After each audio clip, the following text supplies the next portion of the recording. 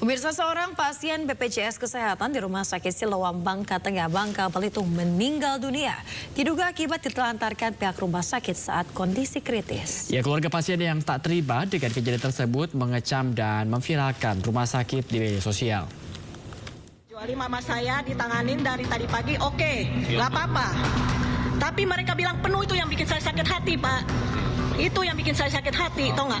Ternyata ini kosong dari kemarin, tau nggak?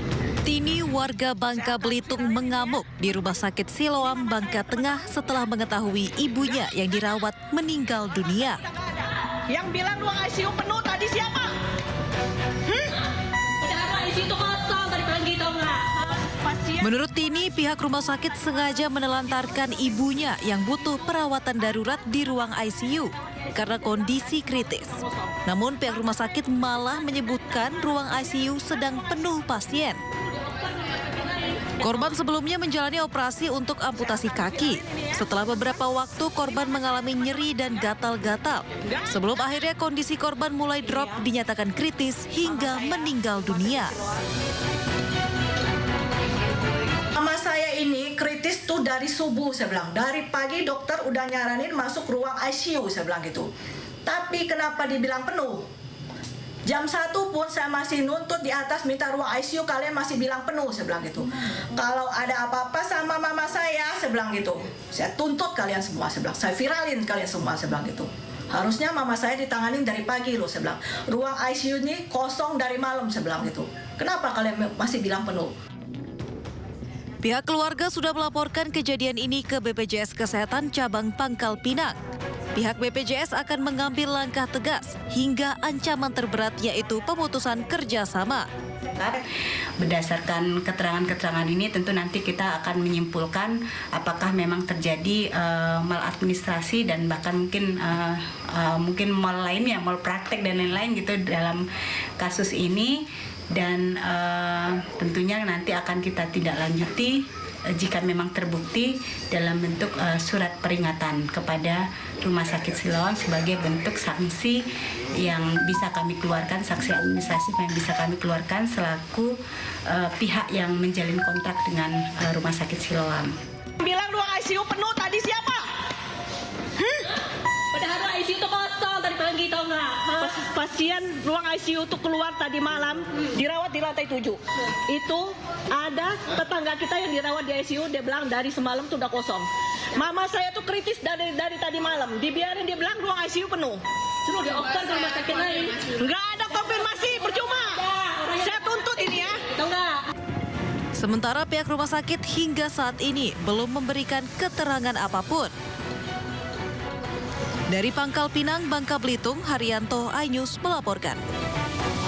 Kita ke informasi berikutnya, pemirsa. Seorang istri yang menderita stroke di Brebes, Jawa Tengah dianiaya oleh suaminya.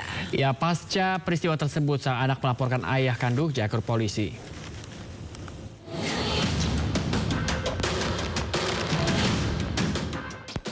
Aksi kekerasan dalam rumah tangga KDRT yang dilakukan seorang suami di Brebes, Jawa Tengah terekam CCTV. Pelaku menendang dan memukuli istrinya yang menderita stroke. Akibatnya korban berinisial LS, 55 tahun, warga desa Pejagan, Kecamatan Tanjung, kini harus menjalani perawatan di Rumah Sakit Mutiara Tanjung, Brebes. Anak korban yang didampingi Ormas Pemuda Batak Bersatu mendatangi Mapolres Brebes untuk melaporkan ayah kandungnya MS dan kakak pertamanya BS yang ikut melakukan kekerasan terhadap ibunya. Dugaan sementara motif penganiayaan karena permasalahan rumah tangga. Jadi kejadian itu berulang-ulang terus. Ya sudah bisa dibilang hampir tiap hari itu sering dipukulin. Sejak tahun berapa itu? 3 tahun. Jalan 3 tahun. Kini anak korban berharap ayah dan kakak kandungnya bisa diproses sesuai hukum yang berlaku. Apalagi penganiayaan yang dialami ibunya sudah terjadi sejak 3 tahun lalu. Dari Brebes, Jawa Tengah, Yunibar, iNews melaporkan. Pemirsa, belasan siswa SMK Negeri 1 Lubuk Sikaping, Kabupaten Pasaman dievakuasi ke Rumah Sakit Tuanku Imam Bonjol, di mana ini diduga keracunan makanan kantin sekolah. Pemirsa, tercatat ada sebanyak 12 siswa yang mendapat penanganan medis karena menderita sejumlah gejala keracunan berupa pusing, mual hingga muntah-muntah. Gejala tersebut dirasakan para siswa usai mengonsumsi nasi goreng, tahu dan juga tempe yang dibeli di kantin sekolah. Setelah diberi obat dan diobservasi hingga 2 jam, para siswa dinyatakan bisa menjalani rawat jalan. Sementara itu, pemirsa, Dinas Kesehatan Kabupaten Pasaman langsung memeriksa sampel makanan di laboratorium guna memastikan penyebab dugaan keracunan.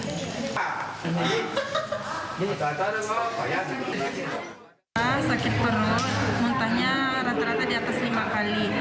Penanganannya kita periksa, terus kita suntik atau injeksikan obat. Dari hasil pemeriksaan untuk sementara masih diobservasi, belum ada rencana untuk dirawat.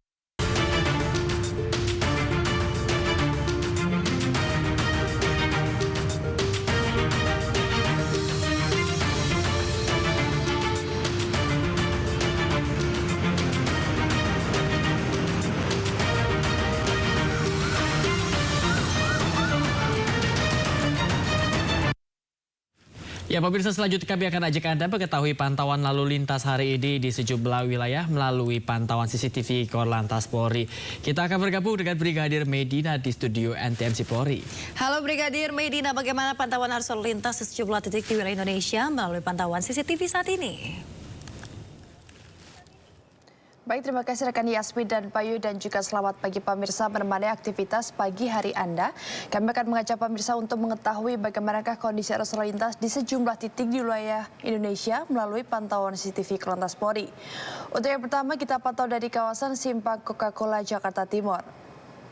Di mana pada pagi hari ini arus lalu lintas dari arah Cempaka Putih yang akan mengarah ke Pulau Gadung, Tanjung Priok ataupun Cawang terlihat sudah terjadi peningkatan jumlah kendaraan yang didominasi oleh kendaraan pribadi roda 2 dan juga roda 4. Kami menghimbau kepada Anda para pengendara khususnya roda 2 agar selalu berhenti di belakang garis stop pada antrian traffic light, juga mengikuti arahan dan juga petunjuk dari petugas kami yang berada di lapangan.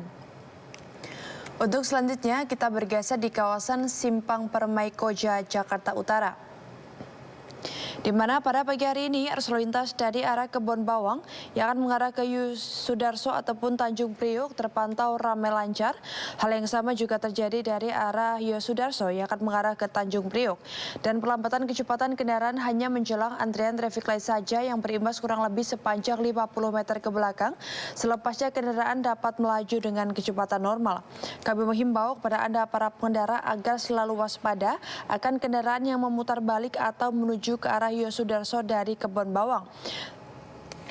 Untuk selanjutnya kita bergeser di kawasan Pos Pol Ciawi, Jawa Barat. Di mana pada pagi hari ini arus lalu lintas dari arah exit Tol Ciawi yang akan mengarah ke Caringin ataupun Tajur terlihat sudah terjadi peningkatan jumlah kendaraan yang didominasi oleh kendaraan angkutan umum. Diimbau kepada Anda para pengendara agar selalu menjaga batas kecepatan maksimal kendaraan Anda untuk mengantisipasi adanya angkutan umum yang menaik turunkan penumpang di bahu jalan yang menjadi salah satu faktor ketersendatan yang perlu Anda antisipasi. Untuk selanjutnya kita bergeser di kawasan Mall Citowaru, Surabaya, Jawa Timur. Di mana arus lalu lintas pada pagi hari ini dari arah Sidoarjo yang akan mengarah ke Surabaya melalui Jalan Ahmad Yani terpantau ramai lancar. Belum terjadi peningkatan jumlah kendaraan yang cukup signifikan di kawasan tersebut. Kami menghimbau kepada Anda para pengendara yang melewati jalur ini agar tetap berkonsentrasi dan menjaga batas kecepatan maksimal kendaraan Anda. Dan pemirsa, berdasarkan data IRSMS Korlantas Polri, angka kecelakaan lalu lintas di Indonesia selama 1 kali 24 jam terjadi sebanyak 154 kasus laka lantas dengan rincian 18 meninggal dunia, 33 luka berat dan 195 luka ringan. Dari 154 kasus laka lantas tersebut 79% terjadi pada waktu siang hari. Maka dari itu kami menghimbau kepada Anda para pengendara agar selalu berhati-hati dalam berlalu lintas dan tetap menjadikan keselamatan sebagai kebutuhan Anda. Dan bagi Anda yang ingin mengupdate informasi selengkapnya seputaran arus lalu lintas, kami siap melayani Anda di 1500669 ataupun melalui SMS kami di 9119. Dan bagi Anda dapat kami informasikan, semoga bermanfaat. Selamat pagi dan salam presisi. Silakan kembali ke studio. Ya, terima kasih Brigadir Medina atas laporannya dari studio NTMC Polri Jakarta. Selamat bertugas kembali dan salam presisi.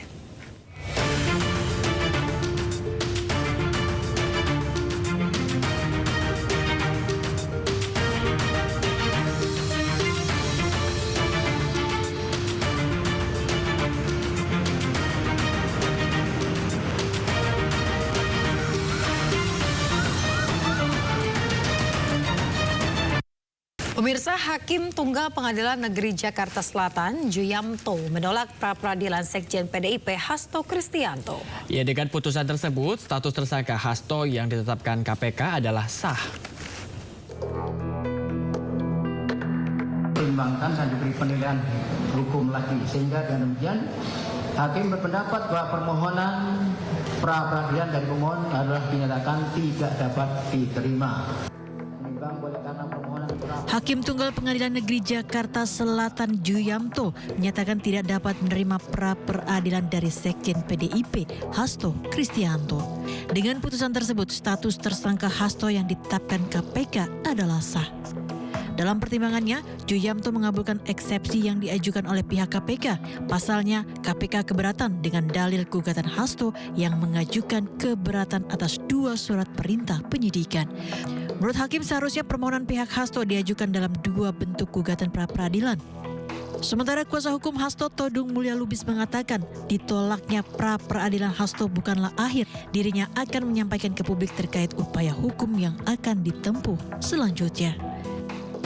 Tapi apa dikata, kita mendapat putusan yang dangkal. Ini bukan pendidikan hukum, ini pembodohan hukum. Apa yang akan kita lakukan? Tapi this is not the end. This is not the end. Perjuangan untuk menegakkan hukum dan keadilan adalah kewajiban yang ada pada pundak kita semua. Diketahui Hasto menggugat KPK lantaran ditetapkan sebagai tersangka atas dugaan suap dan perintangan penyidikan dalam perkara ex-calon anggota legislatif PDIP Harun Masiku.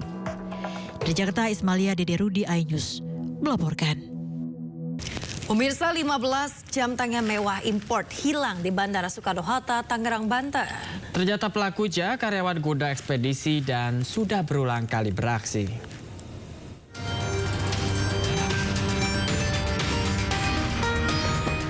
Anggota Reskrim Polresta Bandara Soekarno-Hatta, Tangerang, Banten menggeledah rumah karyawan PT JAS yang merupakan salah satu vendor gudang kargo di Bandara Soekarno-Hatta. Hasilnya, polisi menemukan 15 unit jam tangan impor dari Cina yang harga jual per unit seharga 6 juta rupiah. Menurut polisi, pelaku merupakan bagian dari sindikat pencurian di Bandara Soekarno-Hatta. Modus 2 karyawan kargo PT JAS dengan beraksi saat mendapatkan shift malam. Keduanya juga bekerja sama dengan 2 penadah yang juga ikut ditangkap. Dari pengakuan tersangka, pencurian barang di gudang kargo dilakukan sebanyak 3 kali sejak tahun 2019. Berdasarkan keterangan dari yang bersangkutan, 2019 tersebut mereka berhasil mengambil kurang lebih 80 unit handphone. Kemudian ada beberapa lembar baju kalau menurut mereka sih baju yang bermerek ya. Namun masih kita dalami mereknya apa dan kemudian korbannya siapa. Hasil penyelidikan kita bahwasanya mereka melakukan itu ada kesempatan, jadi tidak terencana dengan spesifik seperti pelaku dari pencurian BTS. Jadi ketika mereka jalan terus melihat ada yang bisa ya mereka lakukan. Keempat tersangka dijerat pasal 362 KUHP atau pasal 480 KUHP dengan ancaman hukuman 5 tahun penjara. Dari Tangerang, Banten, Hasnugara melaporkan. Dengan informasi berikutnya, pemirsa, vonis banding Pengadilan Tinggi Jakarta memperberat hukuman untuk terdakwa korupsi kasus Tiba Harvey Muiz dan Helena Lim yang merugikan negara hingga 300 triliun rupiah. Majelis Hakim memutuskan hukuman Harvey diperberat menjadi dari 6,5 tahun menjadi 20 tahun penjara. Sementara Helena Lim dari 5 tahun penjara menjadi 10 tahun penjara. Terdakwa Harvey Muiz telah terbukti secara sah dan meyakinkan bersalah melakukan tindak pidana korupsi yang dilakukan secara bersama-sama dan melakukan tindak pidana pencucian uang. Terdakwa Harvey Muiz dinyatakan sah bersalah atas tindak pidana korupsi dan pencucian uang. Harvey disebut menjadi salah satu aktor penting dalam tindak pidana korupsi PT Timah Tbk. Serta adanya upaya memperkaya diri sendiri sebesar 420 miliar rupiah. Berdasarkan pertimbangan majelis hakim, hukuman terdakwa Harvey Muiz diperberat dari 6,5 tahun menjadi 20 tahun penjara di tingkat banding. Selain dikenakan denda sebesar 1 miliar rupiah, subsidi 8 bulan kurungan, majelis hakim juga menambah hukuman uang pengganti untuk Harvey dari semula 210 miliar rupiah menjadi 420 miliar rupiah. Jatuhkan pidana kepada pihak terdakwa Harvey Muiz dengan pidana penjara selama 20 tahun dan denda sebesar 1 miliar rupiah dengan ketentuan apabila denda tersebut tidak dibayar akan diganti dengan pidana kurungan selama 8 bulan. Selain terdakwa Harvey Muiz, majelis hakim juga memperberat masa hukuman penjara terdakwa Helena Lim dari semula 5 tahun penjara menjadi 10 tahun penjara dengan denda 1 miliar rupiah subsidi 6 bulan kurungan. Majelis hakim pun menjatuhkan pidana tambahan berupa pembayaran uang pengganti sebesar 900 juta rupiah. Diketahui, kasus korupsi pengelolaan tata niaga komoditas timah terbukti menyebabkan kerugian negara sebesar 300 triliun rupiah. Kerugian negara ini mencakup penyewaan alat pelogaman hingga kerusakan lingkungan. Dari Jakarta, Yasmin Atania, Zulkarnain, iNews melaporkan.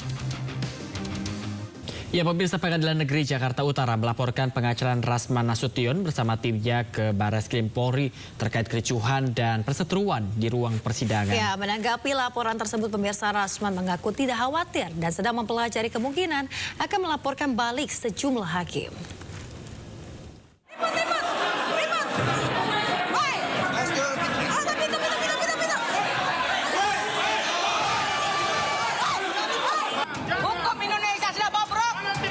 Kegaduhan dan perseteruan di ruang persidangan kasus dugaan pencemaran nama baik antara Rasman Arief Nasution dan Hotman Paris Kamis pekan lalu berbuntut panjang. Akibat kegaduhan tersebut, Pengadilan Negeri Jakarta Utara resmi melaporkan Rasman Nasution bersama dengan timnya ke Barreskrim Polri. Tidak tanggung-tanggung, Rasman dilaporkan dengan 3 pasal sekaligus. Ya betul, jelas kegaduhan yang terjadi dalam ruang sidang, baik yang selama diskoros maupun selama persidangan berjalan. Seperti itu.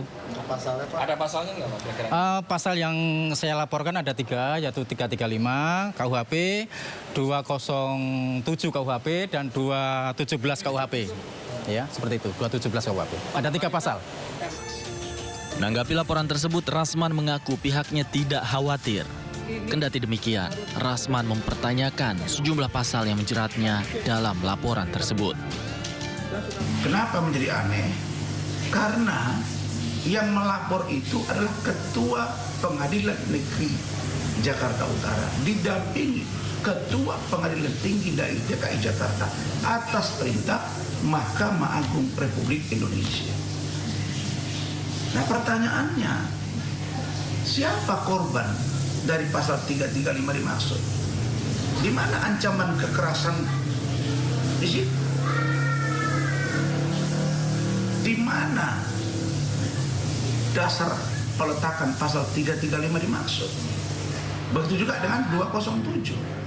Begitu juga dengan 217. Kalaupun ingin dilaporkan, idealnya pelapornya adalah Ketua Majelis Hakim, Ibu Sofia Tambunan, karena dia yang langsung memimpin sidang dan terjadi kegaduhan akibat tindakan Ketua Majelis yang sangat otoriter dari awal persidangan 3 kali sebelumnya sampai sidang berikutnya.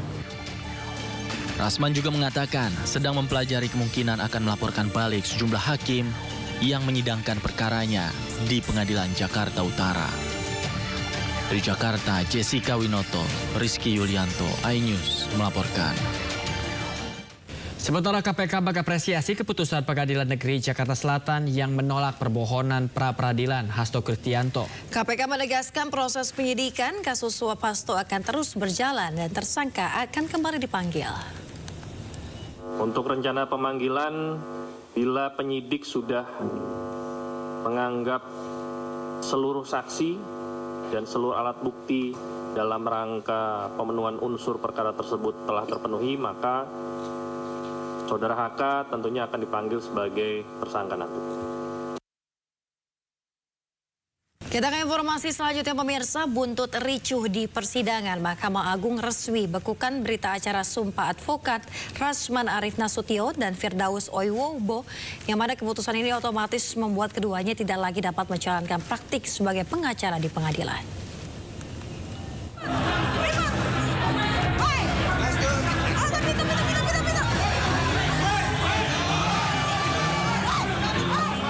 Drama kericuhan dalam persidangan kasus dugaan pencemaran nama baik antara Rasman Arif Nasution dan Hotman Paris terus berlanjut. Mahkamah Agung telah membekukan berita acara sumpah advokat Rasman Arif Nasution dan M. Firdaus Oiwobo. Pembekuan ini dilakukan berdasarkan penetapan Ketua Pengadilan Tinggi Ambon untuk Rasman Arif dan Ketua Pengadilan Tinggi Banten untuk Firdaus. Mahkamah Agung menyebut putusan ini diambil demi menjaga wibawa pengadilan. Untuk menegakkan marwah dan wibawa pengadilan, maka berita acara sumpah advokat atas nama Saudara Rasman Arif Nasution dan Saudara M. Firdaus Oiwobo dinyatakan dibekukan oleh Ketua Pengadilan Tinggi yang melakukan penyumpahan. Rasman dinilai telah menjadi pemantik kegaduhan yang terjadi di PN Jakarta Utara. Dengan dibekukannya sumpah advokat, maka Rasman dan Firdaus tidak bisa lagi menjalankan praktik sebagai pengacara di pengadilan. Mahkamah Agung menegaskan keputusan pembukuan sumpah advokat ini merupakan langkah tegas dalam menjaga integritas dan ketertiban di lingkungan peradilan. Dari Jakarta, Wenda Nura, iNews melaporkan.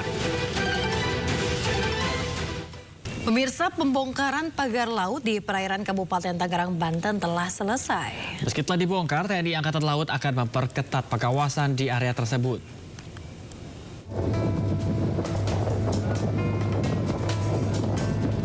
TNI Angkatan Laut bersama nelayan membongkar pagar laut di perairan Kabupaten Tangerang yang tersisa 1 km pada hari Kamis. Sisa pagar ini dipastikan selesai dibongkar di hari yang sama. Total 30,16 km pagar laut berhasil dibongkar seluruhnya dalam waktu 11 hari, lebih dari target sebelumnya yaitu 10 hari. Hal ini tak lepas dari kendala cuaca buruk seperti hujan lebat, ombak tinggi, dan kedangkalan laut. Karena pada pagi hari ini tadi kita saksikan bersama merupakan hari terakhir atau pengakhiran dari pembongkaran pagar laut yang ada di Kabupaten Tangerang, yang khususnya di tiga kecamatan tadi ya. Nah, ini sudah mulai dari tanggal 22 Januari sampai dengan hari ini tanggal 13. Kalau dihitung dengan hari kerja, ada 11 hari kerja. Selama proses pembongkaran, ada 7 prajurit yang terluka. TNI Angkatan Laut akan memperketat pengawasan di wilayah bekas pagar laut agar kejadian serupa tidak terulang. Dari Kabupaten Tangerang, Banten, Tim Liputan iNews melaporkan. Presiden Prabowo Subianto kembali terpilih menjadi Ketua Umum Partai Gerindra. Ya, keputusan itu diambil dalam Rapimnas Gerindra yang menjadi kongres luar biasa. Pemirsa, rapat pimpinan nasional Partai Gerindra itu digelar di kediaman Prabowo Subianto di Hambalang, Jawa Barat pada hari Kamis. Rapimnas yang digelar dalam rangkaian HUT ke-17 Partai Gerindra tersebut memutuskan Prabowo Subianto kembali menjadi Ketua Umum.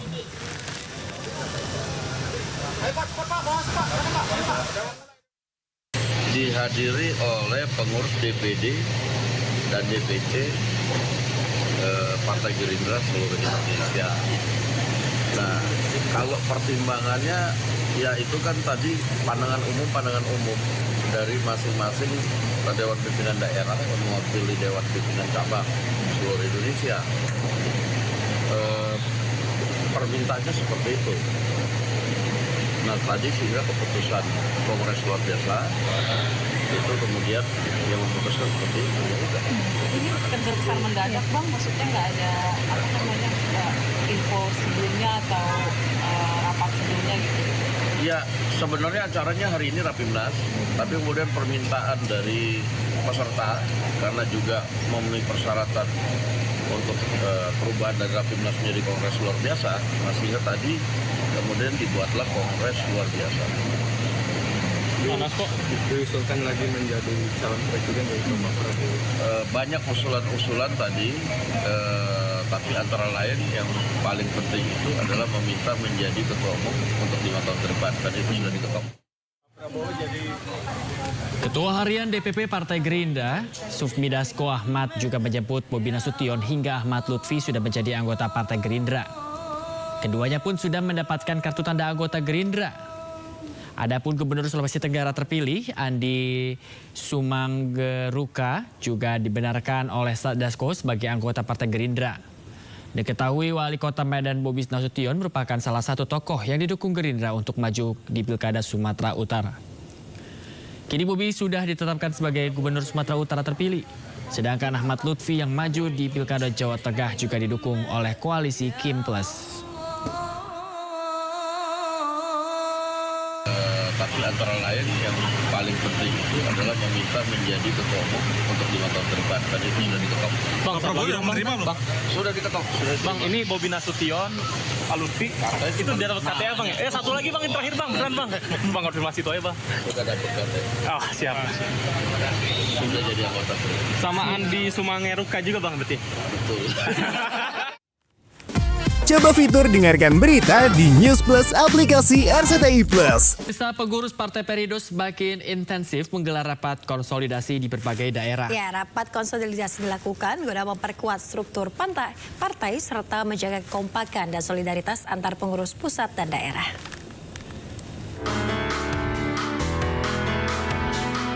PLT Sekjen Partai Perindo, Andi Muhammad Yuslim Patawari, menggelar rapat konsolidasi dengan jajaran pengurus DPW Partai Perindo Jawa Timur dan DPD Partai Perindo Surabaya.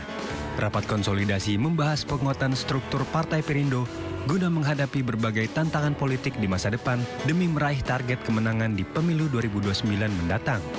Atas arahan Ketua Umum Mbak Angela tadi Sudibyo, kita harus melakukan konsolidasi terstruktur DPP, DPW sampai ke DPD. Maka kami akan sering-sering ke lapangan untuk berinteraksi dengan pengurus dan tentunya dengan masyarakat. Tentunya kita mantapkan, kita kuatkan semua lini organisasi untuk bisa berjalan. Karena tahapan nanti pertama tentunya adanya verifikasi faktual dan administrasi. Jadi ini perlu kita jalankan, kita kuatkan terkait dengan penguatan struktur. Dalam rapat konsolidasi ini, jajaran pengurus dan kader partai pimpinan Angela Tanusudibyo ini juga diminta untuk mensosialisasikan program-program partai kepada masyarakat. Kalau dari DPD Kota Surabaya sendiri lebih berkomitmen untuk lebih ada dan mendengar masyarakat Kota Surabaya, yang mana saat ini kami juga akan menargetkan suara-suara masyarakat yang cenderung berada di usia milenial dan juga Gen Z. Konsolidasi antar kader partai berlambang Raja Wali mengembangkan sayap ini akan terus digalakan agar Partai Perindo semakin solid untuk menghadapi pemilu 2029 mendatang. Dari Surabaya, Jawa Timur, Hari Tambayong, iNews melaporkan. Kita ke informasi berikutnya, pemirsa. Megawati Soekarno Putri menjalankan ibadah umroh bersama keluarga di Mekah, Arab Saudi. Ya, selain berdoa untuk pribadi dan keluarga, Ketua Umum PDIP itu tidak lupa memanjatkan doa khusus untuk keselamatan bangsa.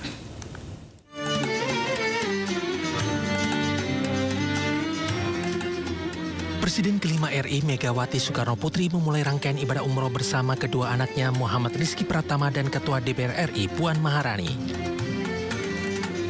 Megawati dan keluarga melaksanakan mikot di kawasan Masjid Tanim pada Selasa pagi. Rombongan kembali ke Royal Guest House untuk menjalankan rangkaian umroh sekitar pukul 9.45 pagi. Selama tawaf, Muhammad Rizky Pratama dan Puan Maharani mengiringi Megawati keliling Ka'bah 7 kali.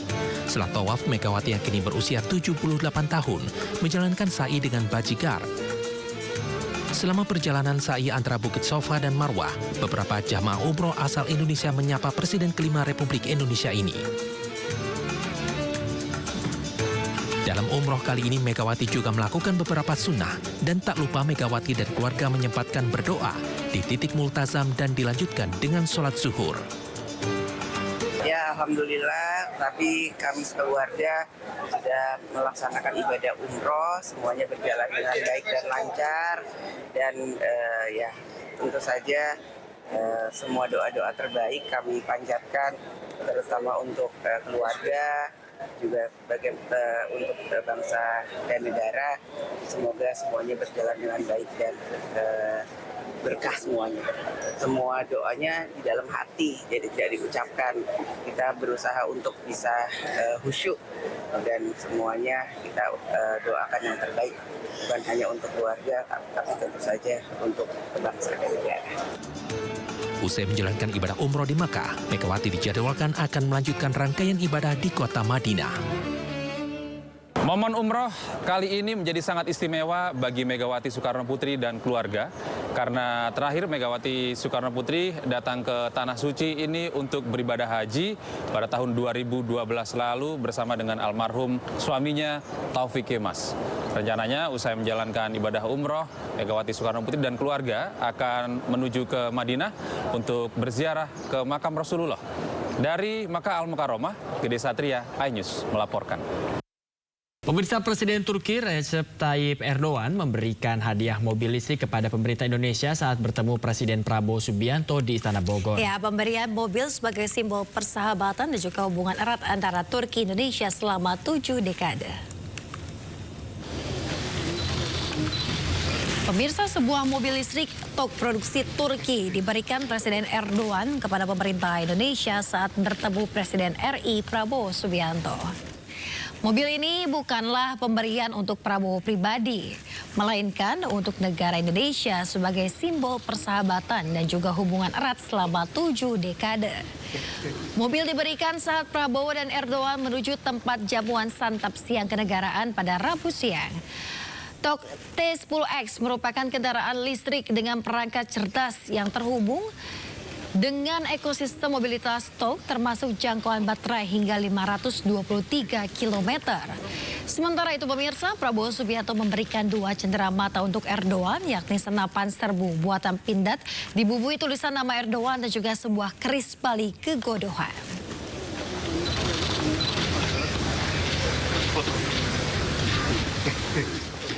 Pemirsa, efisiensi anggaran besar-besaran terus dilakukan di berbagai kementerian lembaga. Ya, termasuk di dalamnya Kementerian Keuangan, pemirsa. Menteri Keuangan Sri Mulyani menjelaskan salah satu bentuk efisiensi yang dilakukan di Kemenkeu, yakni konsumsi atau makanan di berbagai rapat telah dihilangkan. Tujuan asta-cita. Menkyu menjelaskan dengan efisiensi itu pihaknya mengoptimalkan kegiatan rapat dan pertemuan secara daring. Praktik perjalanan dinas juga dibatasi hanya untuk pekerjaan yang sifatnya sangat penting atau yang bersifat tugas negara yang tidak bisa ditinggalkan. Semua catatan ini menjadi bagian penting. Penghematan anggaran ini diharapkan mampu memperbaiki kualitas belanja negara termasuk biaya operasional menteri. Bu Menteri dan pemerintah secara keseluruhan.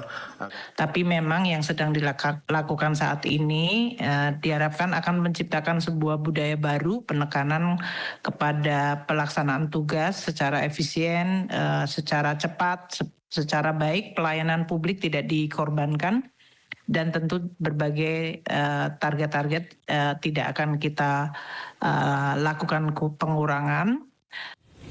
Dalam rapat kerja Komisi 1 DPR RI hari ini, Wakil Menteri Pertahanan Doni Hermawan mengatakan Kementerian Pertahanan dan Tentara Nasional Indonesia mengefisiensikan anggaran sebesar 26,9 triliun rupiah. Pemirsa, rapat kerja Komisi 1 DPR kemarin maksud kami membahas anggaran sesuai instruksi Presiden nomor 1 tahun 2025 tentang efisiensi APBN dan APBD tahun anggaran 2025. Rapat dihadiri langsung oleh Wamenhan Doni Hermawan, Panglima TNI Jenderal Agus Subianto, Kasat Jenderal TNI Maruli Simanjuntak, dan Kasal Laksamana TNI Muhammad Ali. Sejumlah hal yang diefisiensikan adalah hal yang tidak mendesak seperti biaya perjalanan dinas, kegiatan seminar, rapat, FGD, kegiatan selebrasi, seremoni, pengadaan infrastruktur tak mendesak dan lain sebagainya.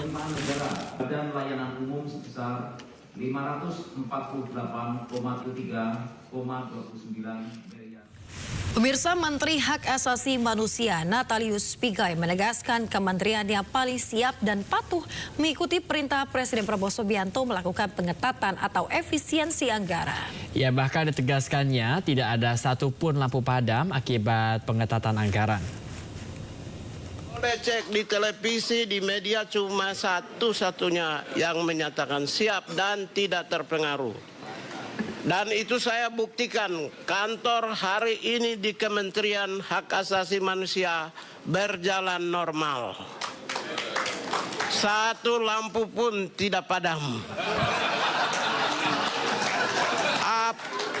Apalagi kerja dari rumah, matikan listrik. Kita baru dialog dan diskusi, orang sudah ketakutan. Saya meyakini Presiden adalah kapten kapal yang mengarungi samudra bergelombang. Percaya saja kapten kapalnya, dia akan berlabuh mengantarkan rakyatnya di tepian samudra. Ya, Bayu tahu nggak kalau misalnya hari ini hari apa? Hari ini 14 Februari, Nisfu Sa'ban. Ya, betul. Dan juga ini adalah Hari Jumat. Hari Jumat, tapi ada lagi. Apa tuh? Ini adalah hari Valentine, pemirsa.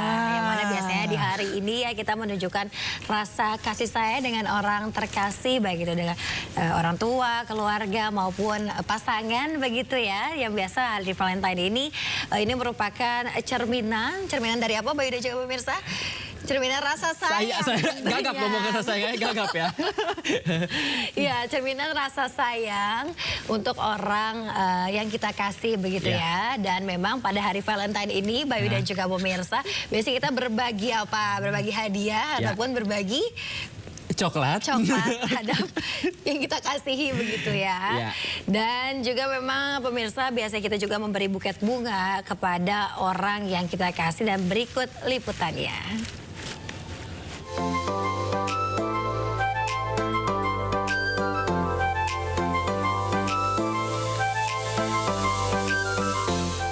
Perayaan Hari Valentine atau Hari Kasih Sayang merupakan cerminan rasa kasih sayang dan penuh cinta terhadap orang-orang terdekat.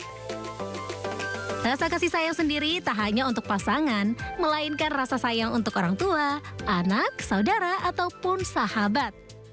Jadi aku tuh rencananya mau mesen untuk acara Valentine nih Kak, untuk orang terkasih. Kira-kira recommended yang biasa dipesen tuh yang seperti apa Kak? Biasanya sih pada pesannya ukuran bungkus ini nih, karena dia kan pada medium ya. Oke, pemirsa, saya udah dapet nih pilihan bunganya karena memang saya minyak tema ungu. Jadi tadi Kak Sheila sudah memilihkan padu padan yang sangat cantik. Ada tambahan lagi satu di situ, cantik banget. Kita hias ya.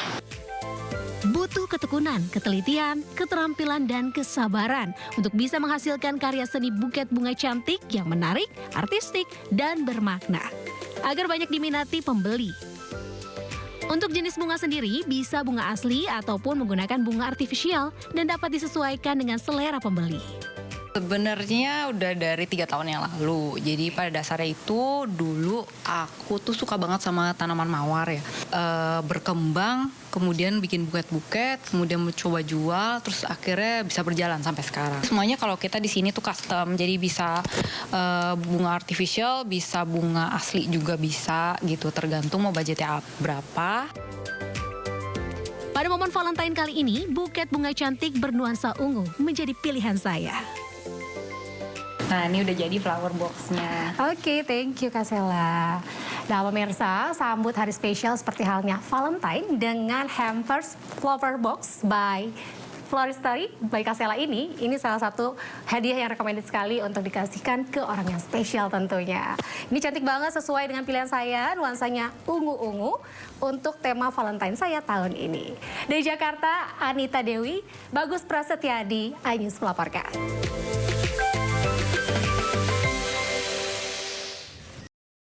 Wah, Wah, cantik sekali ya. Pastinya kalau perempuan kayak kamu pasti suka banget deh kasih buke bunga. Oke, noted nih ya. Nah, ini juga mungkin catatan untuk para perempuan mungkin ya, kalau mau ngasih hadiah kayak ke saya gitu ya. Ini yang saya suka nih ya. Apa tuh? Ada pameran otomotif terbesar di Indonesia, yaitu Indonesia International Motor Show atau IIMS 2025 yang resmi dibuka di J-Expo Kemayoran, Jakarta. Ya, IIMS ini dibuka oleh Menteri Perindustrian Agus Gumiwang Kartasasmita mendukung industri otomotif yang memiliki peran penting untuk perekonomian Indonesia.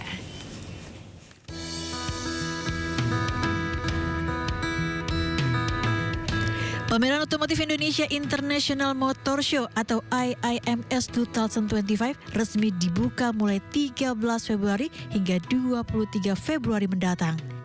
Berlangsung di J-Expo Kemayoran, Jakarta ini diharapkan bisa mendongkrak penjualan kendaraan. Terlebih pemerintah memberikan perhatian khusus kepada industri otomotif termasuk pameran IIMS.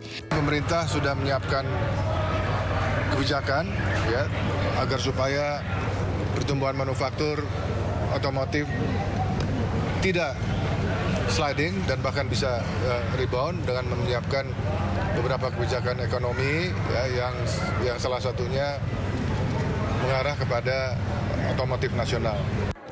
Senada dengan pemerintah, sejumlah pelaku usaha memastikan mendukung pemerintah meningkatkan teknologi yang ramah lingkungan atau transisi hijau. Dalam pameran IIMS diperkenalkan berbagai kendaraan ramah lingkungan dengan pendekatan multi-pathway. Teknologi yang dipamerkan meliputi kendaraan berbahan bakar fleksibel atau bioethanol, hybrid electric vehicle plug-in, hybrid electric vehicle berbasis hidrogen. Bagaimana mendukung target pemerintah untuk menurunkan emisi pada tahun 2030. Nah, konsep yang kita kedepankan adalah no one left behind, jadi nggak boleh ada tertinggal. Kemudian juga multi pathway, artinya semua cara kita pakai untuk menurunkan emisi. Kendaraan ramah lingkungan menuju ekosistem hijau dan zero carbon berguna bagi warga negara Indonesia dan dunia. Dari Jakarta, Salam dan Ade Firmansyah, iNews melaporkan.